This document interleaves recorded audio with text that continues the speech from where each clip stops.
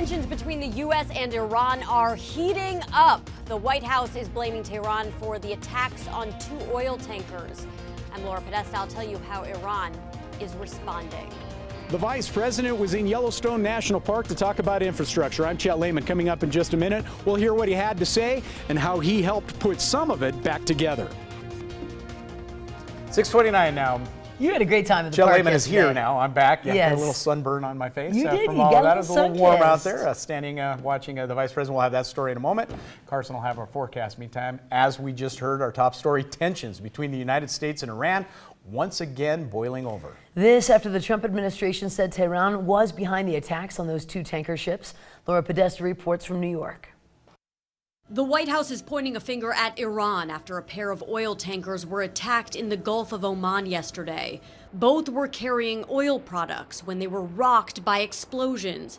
Secretary of State Mike Pompeo blamed Iranian mines. This assessment is based on intelligence, the weapons used, the level of expertise needed to execute the operation, recent similar Iranian attacks on shipping, and the fact that no proxy group operating in the area has the resources and proficiency to act with such a high degree of sophistication. Late last night, the Pentagon released this video. Officials say it shows members of Iran's Revolutionary Guard removing an unexploded mine from the hull of the Kokuka Courageous, a Japanese vessel.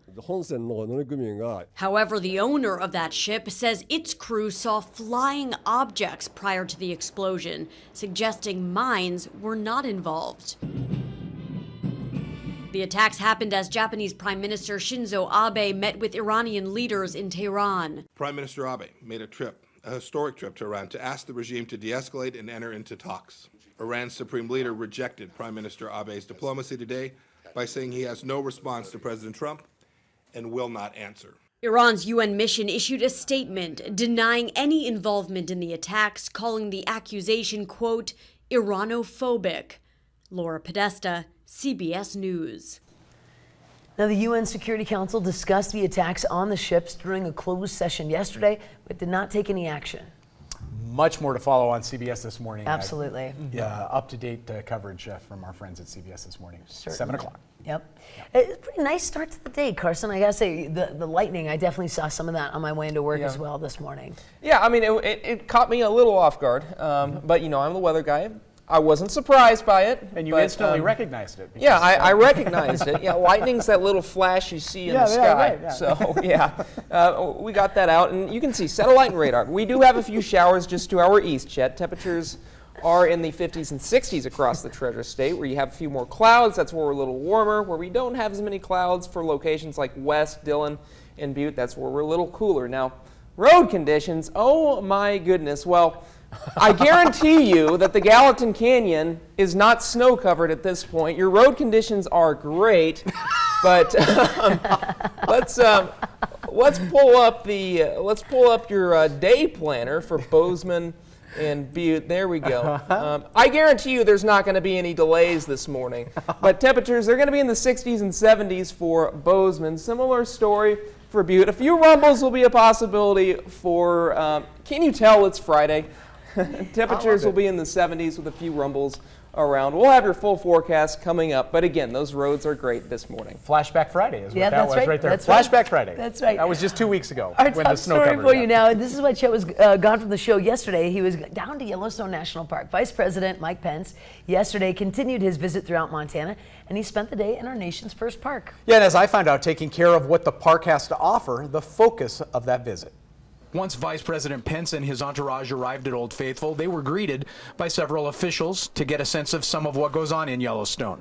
The new Facilities Director, Dwayne Bubeck, Fire Services Director, John Cataldo, and Interpretive Ranger, Rebecca Rowland.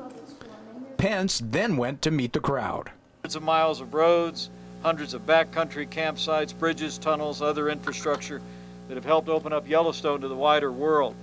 And it's amazing to think of the impact that this has had on the region and the enjoyment of the people of the United States of America. The topic in Yellowstone on this day, infrastructure. Across the Park Service, more than $12 billion in repairs are needed for roads, bridges, water systems, trails, and more. And Old Faithful living up to its name, putting on a show as Vice President Pence was speaking. Then it was down to business.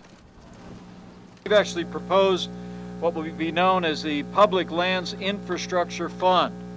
Under President Trump's leadership, we will dedicate 50% of all of the revenues from leases on public lands to improve and maintain the infrastructure of our national parks.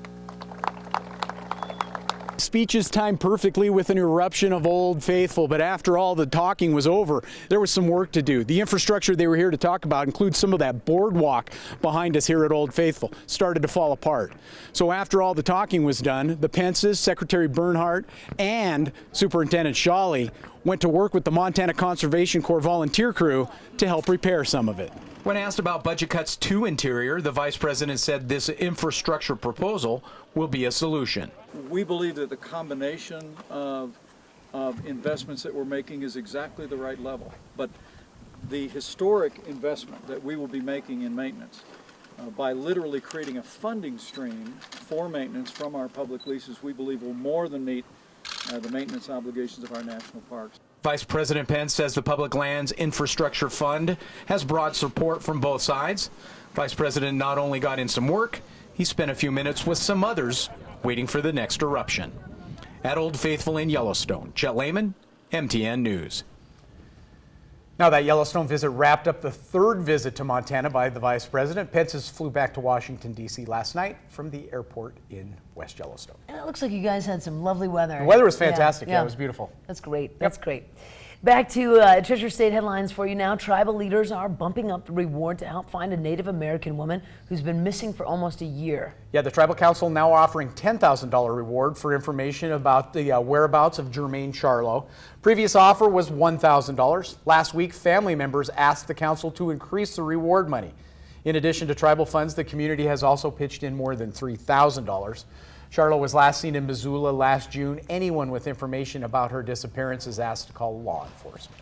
And this is an interesting story. In Peru, video of a young boy studying under a street lamp has gone viral. Yeah, and it's inspiring an outpouring of generosity from a local mayor and a businessman in Bahrain. Here's CNN's Robin Curnow with a look at this heartwarming chain of events. It all started with this image. An 11-year-old boy doing his homework under the faint light of a street lamp in a Peruvian town. We saw Victor studying under a street lamp, and it caught our attention. Within an hour, we were at his home fixing the problem. The mayor's office stepped in, installing a power box in the Martin family's home so Victor could study at home, even giving his sister a job so the family could pay their electricity bill. The mayor's office also posted the story on their Facebook page, and Victor's plight soon went viral. He received a scholarship, free books, and school supplies. Then the boy decided to lobby for his school. He wrote a letter to Peru's president, telling about his fears that an earthquake could cause the school to collapse. Then Victor recorded a video about his school, and it was posted on Instagram. And that's when he got another lucky break from a wealthy businessman in Bahrain. I want to improve the state of the primary and secondary school. I want them to have independent installations and equip the computer lab with the latest technology. I want that room to be named after Victor. Moved by Victor's story, Yaqub Mubarak traveled all the way to Peru to donate money to the child's school. The mayor's office says Mubarak also pledged to build a 2-story home for the Martin family and give them $2,000 for food and expenses. Yaqub also helped 2 other sick kids with their medical needs and told CNN that he has plans for a church and other projects in the region. It's an incredible example of kindness and generosity, all sparked by an image of a boy studying under a street lamp. Robin Curnow, CNN, Atlanta. I love that Me too. story. Great That story. is just incredible. Me So too. many different people from around the world pitching in. That's Absolutely just fabulous. And back to the Treasure State, members of the Missoula City Council members are taking a look at the idea of electric scooters. In fact, some of them are even taking them for a spin. MTN's Dennis Bragg has the latest.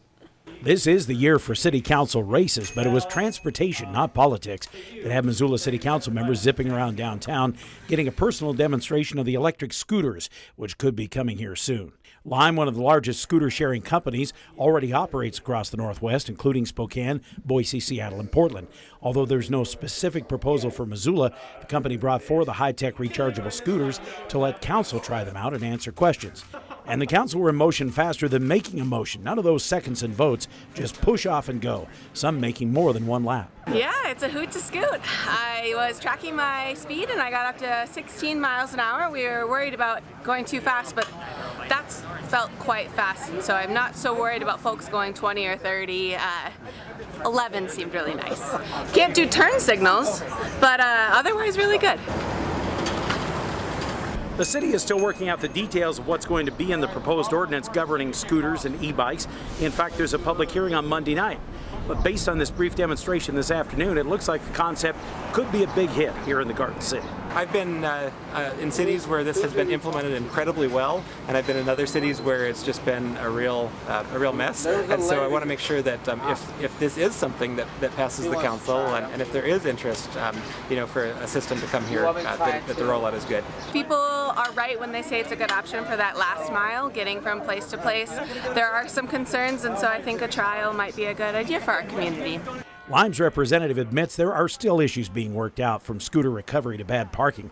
But by and large, he said it's not much different than 100 years ago, when downtown Missoula was coping with a mix of horses, antique cars, and bikes. We had to figure out ways to teach people, what are the right things to do, and help them do that every time. And so the same thing is going on now, and that means that it requires a little of activity and brain power, and really just good partnership between the companies and government to figure out, okay, how do we bring people all these new mobility options and reduce the risk for downsides. In Missoula, Dennis Bragg, MTN News. I think one of the guys nailed it on the head. He's seen it in some cities where it works swimmingly well, other cities where it gets to be kind of a mess. People just ditch them wherever and wait for the trucks to come pick them up. And we'll have to see. We'll have to see how it all shakes out. I think it's interesting that they're looking at it as an option. It is a cool All option. options should always be on the table. You are absolutely right about that. We do have to take a quick